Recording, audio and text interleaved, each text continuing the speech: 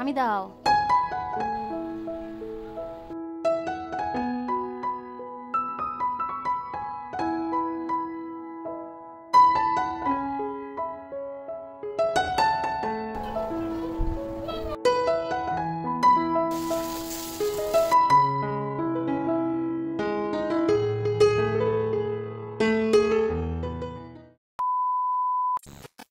Hello everyone, good morning. কেমন আছো সবাই? আশা করছি তোমরা যে যেখানেই আছো প্রত্যেকেই খুব ভালো আছো। আমিও তোমাদের ভালোবাসায় বেশ ভালোই আছি। এস ফ্যামিলিতে আজ আরেকটি নতুন ব্লগে তোমাদেরকে অনেক অনেক স্বাগত জানাই। তো এখন ঘড়িতে সময় হয়েছে ঠিক সকাল ৮টা মতো, আর তোমাদেরকে সঙ্গে নিয়েই আজকের ব্লগটি এই সকাল থেকেই শুরু করছি। ব্লগের শুরুতেই তোমাদেরকে দেখিয়েছি যে ঠাকুর পুজো করে নিয়েছি, আর এখন প্রত্যেক দিনই আমি প্রায় 7টার আগেই স্নানটা সেরে নিই, আর যে সমস্ত কাজকর্ম থাকে করে নিই। তাতে কি হয়, আমার অনেকটা সুবিধা হয়। আর আজকে সকালবেলায় মাকে জিজ্ঞাসা করলাম কি রান্না করব। মা বলল কি ভাত রান্না করতে হবে। আমার শ্বশুর মশাই আজ ব্লাড দেবে, তো সেই জন্যই বললো কি ভাত রান্না করতে। সকালবেলায় রুটি বানানোর জন্য সমস্ত কিছু গোছানো হয়ে গেছে, এমন সময় বাবা বাড়িতে এসে বলল কি যে ভাত রান্না করতে হবে, ভাত খাবো, ব্লাড দিয়ে এসেছি। সেই জন্য আবার তড়িঘড়ি করে সিদ্ধ ভাত বসিয়ে দিয়েছি। তবে প্রেসার কুকারে ভাত রান্না করতে বেশি সময় লাগে না, খুব বেশি জোর হলে হাতে গোনা 10 মিনিট মতো লাগে। আর 5টা দেশি ডিম সিদ্ধ দিয়েছি। আর মেয়ের জন্য কি রান্না করেছি তোমরা তো বুঝেই নিয়েছো, তবুও আমি বলে দিচ্ছি। মেয়ের জন্য আমি চিড়া দিয়ে আর কাউ মিল্ক দিয়ে একটা খাবার রান্না করেছি, খুব ভালো লাগে, মানে পায়েস বলতে পারো, চিড়ার পায়েস, খুব টেস্টি হয়। আদির জন্য রান্না করা হয়ে গেছে, সেই জন্যই আমি এখন ঘরে আসলাম। আর খাবারটা ঠান্ডা হতে বেশ 10 মিনিট তো সময় লাগবেই, তো ভাবলাম এখন ঘরে গিয়ে ঘরটা গুছিয়ে নিই। আর খাটটা তোমরা দেখতে পাচ্ছ, আজই লাস্ট এই ঘরে খাটটা দেখতে পাবে। এরপর থেকে এই ঘরে আর খাট থাকবে না, তো মিস্ত্রি আসবে, তো এই খাটটা আবার পালিশ করা হবে। তো ওই জন্যই তোমাদেরকে বলছি এই খাটটা আর এখানে থাকবে না, এখানে অন্য খাট আসবে। মনটা কেমন একটা লাগছে জানো তো, এই কত বছর এই ঘরে কাটিয়েছি, আর হয়তো হাতে গোনা কয়েকটা দিন এখানে থাকবো। তো ভেবেছি যে পয়লা বৈশাখে যাব দোতলাতে, তো শাশুড়ি মাকে বলেছি যে দোতলাতে পয়লা বৈশাখের দিনই যাব, তো মা বলল কি ঠিক আছে। আর শাশুড়ি মা শ্বশুর মশাইয়ের কাছেই আমি শুনে সমস্ত কাজবাজ করি, যেহেতু ওনারা এখনো বেঁচে আছেন সেই জন্যই। আর এই যে দেখো বিছানাটা খুব সুন্দরভাবে গুছিয়ে নিয়েছি, আর আমার মেয়ে এখন এসে হাজির। তবে মেয়েকে একটু বাদেই আবার সকালের খাবার খাইয়ে দেব। এই 11টা বছর আমি শ্বশুর মশাই শাশুড়ি মাকে নিয়েই আছি, মানে একসঙ্গেই আছি। সত্যি বলতে যে কোনো বিষয়ই হোক না কেন, আমি আমার শ্বশুর মশাই বা আমার শাশুড়ি মাকে নিয়েই সমস্ত কিছু আলোচনা করি, তারপরেই মানে যে কোনো কাজ করি। তো সংসারে যদি কোনো কাজ হয় সেই কাজকর্ম করে থাকি।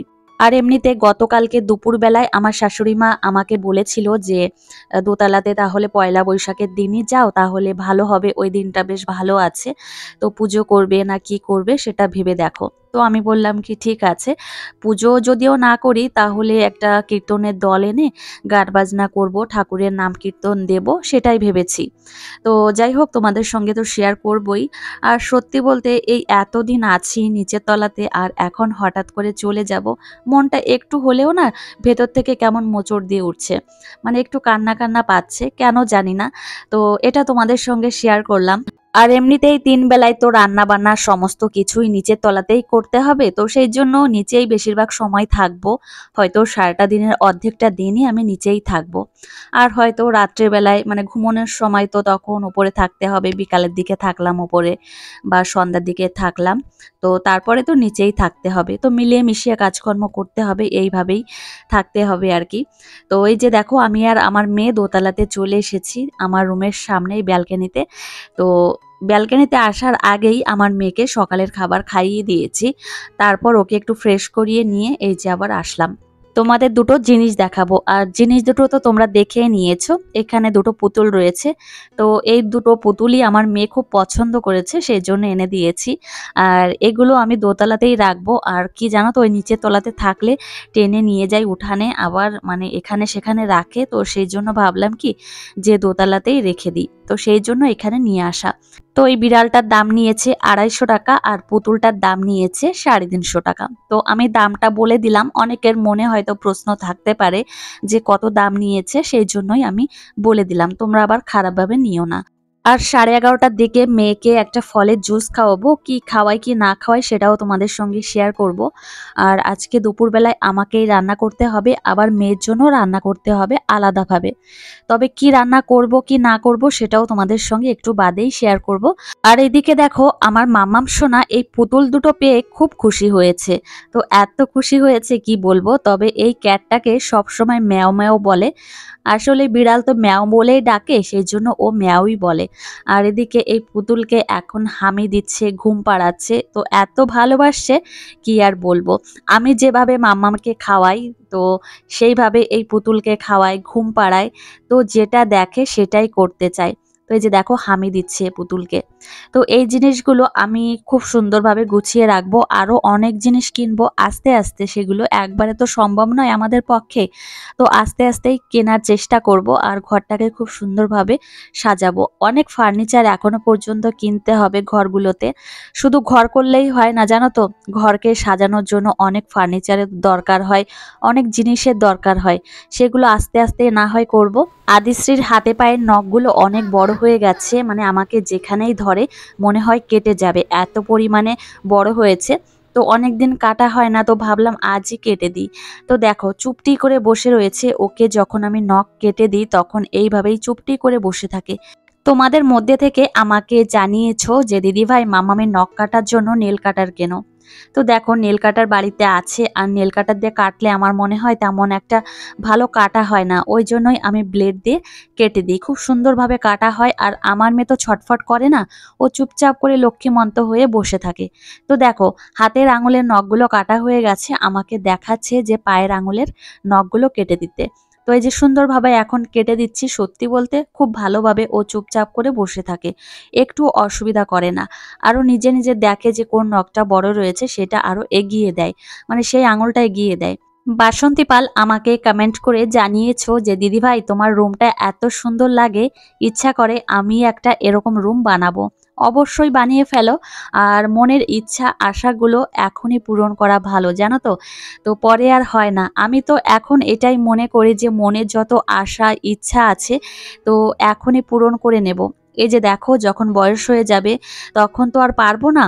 তো আমার মাকে দিয়ে দেখি বা আমার শাশুড়ি মাকে দিয়ে দেখি, তো ওনারা এখন ব্যথার জন্য উঠতে পারে না, তো কোথাও যেতে পারে না, তো ভালো মন্দ খেতে পারে না। তো একটু রিচ খাবার খেতে গেলেই অসুবিধা হয়। ওই জন্য আমি ভাবি যে বয়স থাকতে থাকতে নিজেদের ইচ্ছাগুলো পূরণ করা উচিত। তো বয়স হয়ে গেলে তখন আর ইচ্ছাগুলো পূরণ করতে পারবো না। তো আমি এটা খুব মেনে চলি, আর আমার সঙ্গে যারা মেশে তো তাদেরকেও বলি যে এখনই ইচ্ছাগুলো পূরণ করা ভালো। আর যার যার যেমন সামর্থ্য তেমন ভাবেই তার ইচ্ছাগুলো পূরণ করা উচিত। আমি তো এটা মেনে চলি। এই যে দেখো আর 20 বছর পরে আমার মেয়ের ইচ্ছাগুলো পূরণ করতে হবে, তখন আমার ইচ্ছাগুলো না পূরণ করলেও হবে। এখন তো আদিশ্রী মাম্মাম কোনো আবদার করতে পারে না, যখন বড় হবে তখন অনেক কিছুর আবদার করবে। আমরা যেমনটা করে থাকতাম, আমি আমার বোন যেমন করে থাকতাম বাড়িতে আবদার, তো তেমন তো আমার মেয়েও করবে। তো আমি সেটা ভাবি যে এখন বয়স থাকতে থাকতে নিজের আবদার ইচ্ছাগুলো সমস্ত কিছু পূরণ করা ভালো। যখন বয়স হয়ে যাবে তখন হয়তো ব্যাংকে অনেক টাকা থাকবে, কিন্তু শরীর আর নেবে না, কোথাও ঘুরতে যেতে পারবো না, ভালো কিছু খেতে পারবো না। আমার শ্বশুরমশাই এখন অনেক খাবার খাওয়া বাদ দিয়ে দিয়েছেন। তো সেই জন্যই না এই সমস্ত বিষয়গুলো আমি ভাবি যে যখন যেমন মানে ইচ্ছাগুলো আমার জাগে, সেই সমস্ত ইচ্ছাগুলো পূরণ করতে ইচ্ছা করে যে এখনই ইচ্ছাগুলো পূরণ করে নিই, পরে হবে কি না হবে, তো সেই জন্যই আমি পূরণ করে নিই। তো যাই হোক তোমাদের সঙ্গে অনেকক্ষণ ধরেই বকবক করছি, আর মনের ইচ্ছাগুলো সত্যি তোমাদের সঙ্গে শেয়ার করলাম। আচ্ছা এবার আসি আমার মেয়ের খাবারে। এখন 11:30টার বেশি বেজে গেছে। তো মেয়েকে আমি বেলের শরবত খাওয়াবো, তার জন্য এদিকে বেলের শরবত তৈরি করে নিয়েছি। কোনো কিছুই আলাদাভাবে দিইনি, শুধু বেল আর জল একসঙ্গে মেখে এইভাবে আমি বেলের শরবত তৈরি করে নিয়েছি।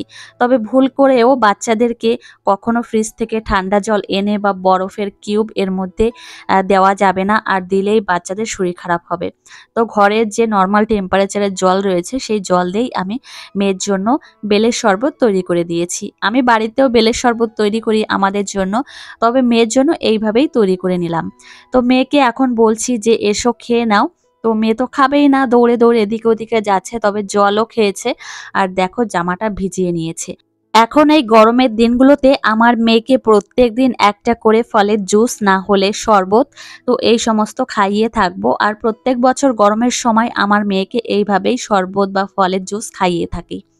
তো এখন মেয়েকে স্নান করাবো, তার জন্য সমস্ত কিছু গুছিয়ে নিচ্ছি।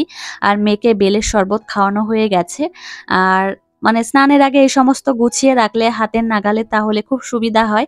আর এই নিয়মগুলো আমি ফলো করে থাকি। আর এই যে দেখো আমার মেয়েকে স্নান করাতে নিয়ে চলে এসেছি, নিজের মতো করে স্নান করছে। তারপর একটু বাদেই আমি স্নান করিয়ে দেব।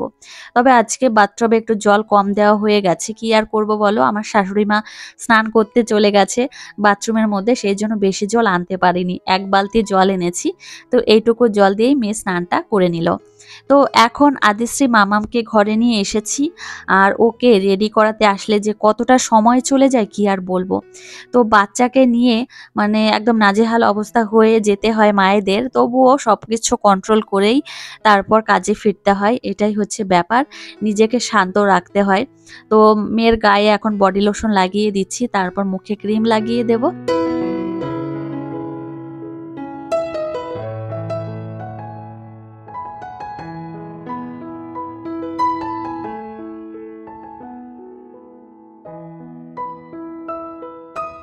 আমার খাটটা এবার পালিশ করতে আসলে ভেবেছি যে বাই কালার করতে বলবো। তো এক কালারের তো রয়েছে, বাই কালার করলে বেশ ভালো লাগবে দেখতে।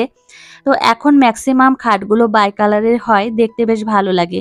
আর এই যে দেখো মামাম সোনাকে এখন রেডি করিয়ে দিচ্ছি। তো রেডি করানো হয়ে গেছে, আর এখন ওর ব্যাগটা দেব। ব্যাগের মধ্যে অনেক খেলনা রয়েছে, খেলা করতে থাকবে। আর আমার শাশুড়ি মা আজ ডক্টর দেখাতে গেছে, তো আমাদের বাজারেই গেছে।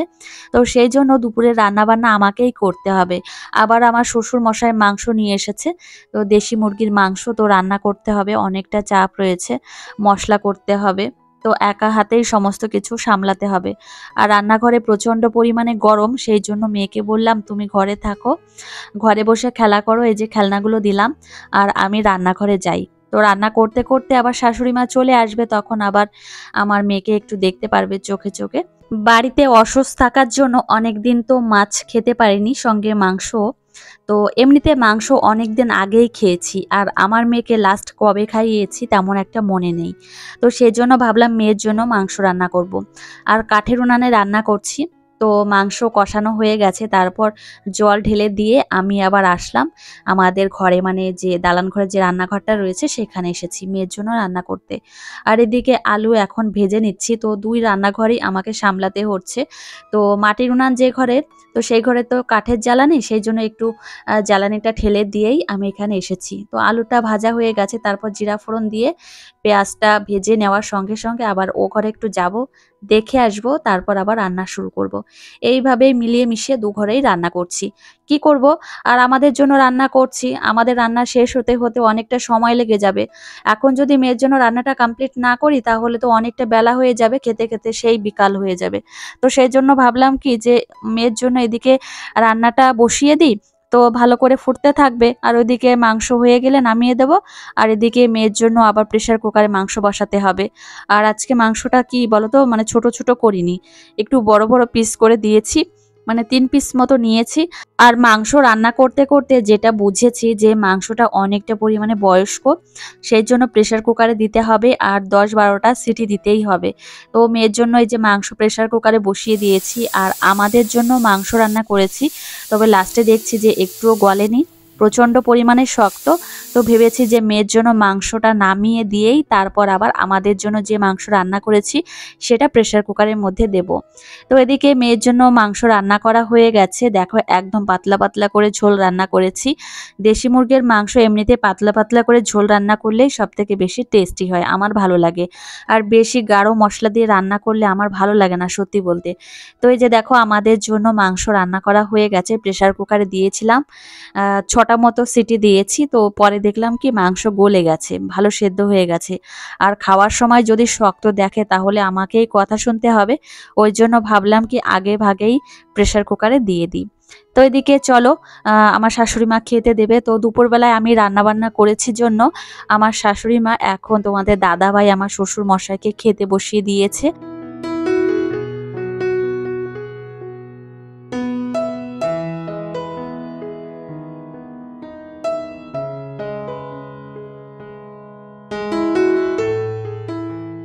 মাম্মাম আবদার করেছে যে ওর বাপির সঙ্গে খাবে, তারপর এখন ওকে একটা থালায় ভাত দিয়েছে ওর ঠাম্মি। তো দেখো খাচ্ছে। আর আমি মনে মনে ভাবছিলাম কবে যে মামাম এইভাবে নিজের হাতে করে খাবে। তো এখন তো ও অনেকটাই ছোট, আর কিছুদিন লাগবে, তখন আমি ওকে ভাত মাখিয়ে দেব, নিজের মতো করে খাবে। তো এটা আমার কাছে একটা স্বপ্ন, সত্যি বলতে, কবে যে মামাম নিজের হাতে খাবে নিজের মতো করে। তো সেটাই মনে মনে ভাবছিলাম। আর এই যে দেখো এখন মেয়ের জন্য খাবার রেডি করছি, ভাত নিয়ে নিয়েছি আর এদিকে মাংস নিয়ে নিচ্ছি। তো মাংসগুলো বেশ ভালোই গলে গেছে, তো সেদ্ধ হয়ে গেছে ভালো। আর আমি যখন ওকে খাওয়াবো ভাতটা, তখন মাংস হাত দিয়ে ছিঁড়ে ছিঁড়ে নিয়ে ভাতের সঙ্গে মিশিয়ে খাইয়ে দেব। মেয়ের খাবার রেডি করা হয়ে গেছে, আর এখন ওকে ঝটপট করে খাইয়ে দিয়েই আবার ঘুম পাড়িয়ে দেব। তো এর দুপুরের দিকে একটু ঘুম পাড়ালে ওরও ভালো লাগবে। তো মেয়ে আমার ঘুমিয়ে গেছে। আর এই যে দেখো এখন বাজে বিকাল 5:30, মেয়েকে রেডি করিয়ে নিয়ে এখন যাচ্ছি মাঠের দিকে। তো মাঠের দিকে যাচ্ছি, একটু দৌড়াদৌড়ি ছোটাছুটি করবে, ওরও ভালো লাগবে। আর এমনিতেই এখন প্রত্যেক দিনই চেষ্টা করি বিকালের দিকে একটু মাঠের দিকে আসার, তাতে কি হয় আমার মেয়ে একটু দৌড়াদৌড়ি করতে পারে। আর বাচ্চাদের সঙ্গে মিশলে আমার মেয়েরও একটু ভালো হবে, ও কথাবার্তা একটু তাড়াতাড়ি শিখতে পারবে। এখন থেকে ভেবেছি মেয়েকে একটু অঙ্গনওয়াড়ি স্কুলে নিয়ে যাব। তো আমাদের গ্রামের দিকে বাড়ি যেহেতু, এখানে অঙ্গনওয়াড়ি স্কুল আছে, তো সেখানে নিয়ে যাব। তো ওদের সঙ্গে মানে বাচ্চাদের সঙ্গে একটু মিশবে, কথা বলবে, সেই জন্যই। তো এখন সন্ধ্যা লেগে গেছে, বাড়িতে চলে এসেছি। আর বাড়িতে এসেই সন্ধ্যা প্রদীপ দিয়েছি, তারপর এখন আবার চা বানাতে হবে। তো প্রত্যেকদিন সন্ধ্যার সময় যেটা করে থাকি সেটাই করব। তো এই যে দেখো রান্নাঘরে চলে এসেছি, এখন চা বানাচ্ছি। প্রথমেই আমার শ্বশুর মশাইকে দিয়ে আসব, তারপর তোমাদের দাদাভাই আর আমার জন্য তৈরি করব।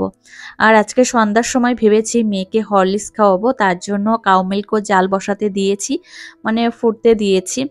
তো এই হচ্ছে ব্যাপার। এইভাবেই সকাল থেকে একদম সন্ধ্যা পর্যন্ত মেয়েকে কিভাবে যত্ন করলাম, মেয়ের সঙ্গে কিভাবে সময় কাটালাম, আর এই গরমের দিনে কি কি করলাম সেটাই তোমাদের সঙ্গে শেয়ার করলাম। আশা করছি আজকের ব্লগটি তোমাদের খুব ভালো লেগেছে। আর এদিকে দেখো কাউ মিল্ক এখন আমি জাল বসাতে দিয়েছি, আর চাও হয়ে গেছে। চাটা একটু ব্ল্যাক কালারের হয়ে গেছে, কি আর করব, চায়ের কালারটা হালকা থাকলে আমার খুব ভালো লাগে।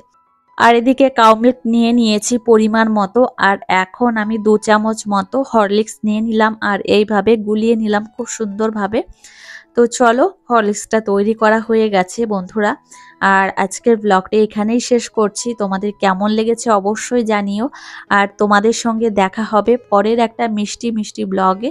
ততক্ষণে তোমরা সুস্থ থেকো, সাবধানে থেকো এবং নিজেদের খেয়াল রেখো সবসময়। আর হরলিক্সটা তৈরি হয়ে গেছে, তো চলো আমার মেয়েকে গিয়ে খাইয়ে দিই। টাটা।